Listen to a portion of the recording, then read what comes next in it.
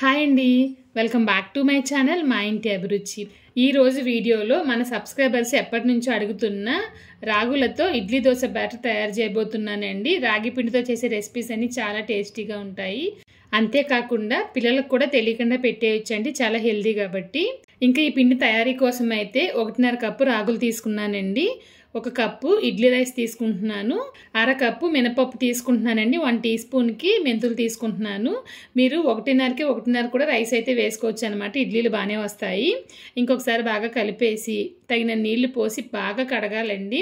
ఈ రాగుల్లో ఏంటంటే మట్టిలో వస్తూ ఉంటుంది అనమాట. అందుకని చెప్పేసి బాగా వాటర్ తెల్లగా వచ్చే వరకు ఒక 5 సార్లు అయితే కడిగాను. కడిగేసి తగిన నీళ్లు పోసి 6 నుంచి 8 గంటలు నానబెట్టండి. నేనైతే కొంచెం క్వాంటిటీలో చేస్తున్నాను. ఇది మీరు ఎక్కువగా చేయాలనుకుంటే కనుక కొంచెం క్వాంటిటీ వచ్చి పెంచుకుని చేసుకోండి. సేమ్ ఇలాగే చేయండి. ఇప్పుడు దీన్ని గ్రైండ్ చేయాలండి. బాగా నానిందనమాట ఒక 8 గంటల తర్వాత. నేను ఏం చేశానంటే ఈ పిండి రుబ్బే రోజు ముందుగా కొంచెం రవ్వ ఇడ్లీ కోసం అని చెప్పేసి పప్పు రుబ్బానమాట. అదే గ్రైండర్లో మళ్ళీ నేను ఈ రాగుల మిశ్రమం అయితే వేసేసి రుబ్బేస్తున్నాను. అందుకని చెప్పి గ్రైండర్ అయితే అలా ఉందండి. తగిన నీళ్లు పోసి మెత్తగా గ్రైండ్ చేయాలి. నేను ఎప్పుడు పిండి రుబ్బేటప్పుడే ఉప్పు కూడా వేసేసుకుంటాను అనమాట. మీ ఇష్టం, కావాలనుకుంటే వేసుకోండి, పులిసిన తర్వాత కూడా వేసుకోండి, మీ ఇష్టం అనమాట. ఇంకా పిండి అయితే రుబ్బేసి ఒక గిన్నెలోకి అయితే వేసేసి మూత పెట్టేస్తున్నానండి. మీరు రాత్రి అంతా దాన్ని అలా వదిలేసారంటే కనుక ఉదయానికి బాగా పులుసు ఉంటుంది అనమాట పిండి అయితేను. ఇది మనం ఒక 2 నుంచి 3 రోజులు అయితే మనం ఫ్రిడ్జ్లో స్టోర్ చేసుకోవచ్చు. బయట ఉంటే కనుక ఖచ్చితంగా అయితే పాడైపోతుంది పిండి అయితేను. ఇంక ఇక్కడ చూసారంటే ఉదయాన్నే చూసానండి, చాలా పర్ఫెక్ట్గా మనకి ఈ పిండి అయితే తయారైపోయింది అనమాట. ఈ విధంగా ఉంటే సరిపోతుంది.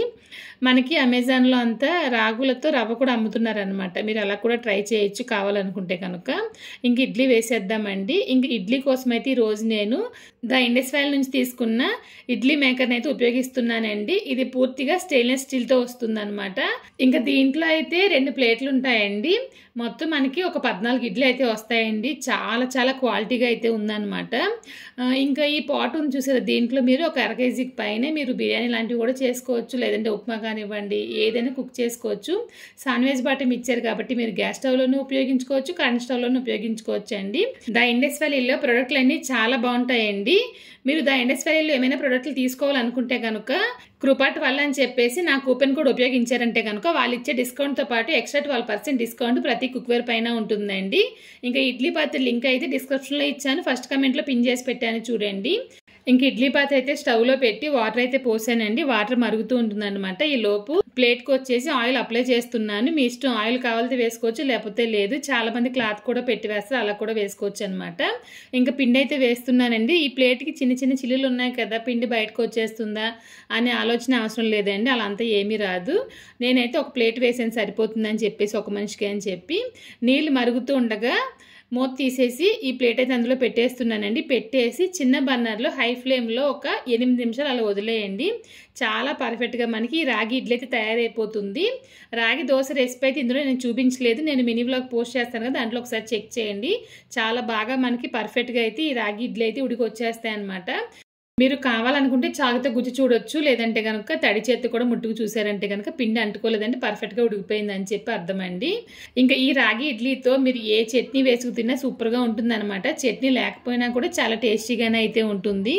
మరి ఈరోజు మన ఛానల్లో మన సబ్స్క్రైబర్స్ మోస్ట్ రిక్వెస్టెడ్ రెసిపీ రాగి ఇడ్లీ దోశ బ్యాటర్ రెసిపీని చూశారు కదండి. ఇంక నేనైతే ఆ రోజు ఉల్లిపాయ చట్నీ తయారు చేశాను అనమాట. ఈ రెసిపీ అయితే నెక్స్ట్ వీడియోలో పోస్ట్ చేస్తాను.